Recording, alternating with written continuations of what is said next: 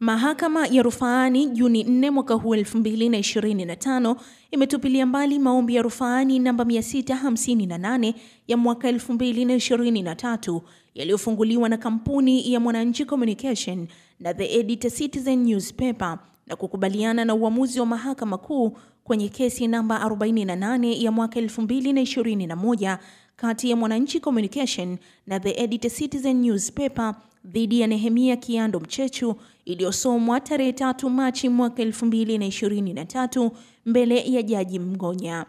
Katika uamuzi huo wa Mahakama ya Rufani uliotolewa na majaji watatu akiwemo Jaji wa Mahakama ya Rufani Tanzania Mheshimiwa Rehema Kerefu, Jaji Omar Othman Makangu na Jaji Dr. Behaji Masud, mahakama ilipitia hoja tatu za msingi, yaani namba 1, kama Mahakama Kuu ilikuwa na uwezo wa kusikiliza shauri hili; namba 2, kama mdai aliweza kuthibitisha madai yake ya kudhalilishwa; namba 3, kama mahakama ilitumia utaratibu sahihi kutoa nafuu ambazo zilitolewa na Mahakama Kuu. Majaji wa Mahakama ya Rufani walikubaliana na hoja za mawakili wa utetezi kwa mujibu wa maombi ya Advocate Aliko Heri Mwamanage na kuona kwamba hakika Mahakama Kuu ilikuwa na uwezo wa kusikiliza kesi hiyo na kwamba mjibu rufani alifanikiwa kuthibitisha madai yake ya kudhalilishwa, na pia Mahakama Kuu ilitumia utaratibu sahihi kufikia tatuzi ambayo ilitoa. Kwa kuzingatia mazingira hayo, Mahakama ya Rufani haikuona sababu ya kubatilisha au kubadilisha chochote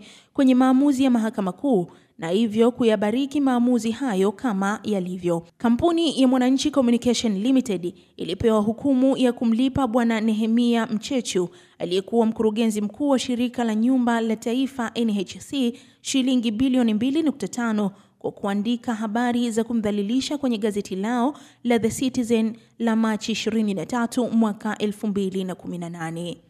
Hii ni Uhondo TV, mimi ni Nuru Mangi. Endelea kuwa karibu nasi ili kuendelea kupata habari zaidi. Usisahau kusubscribe, kulike na kushare ili uwe wa kwanza kupata habari zetu.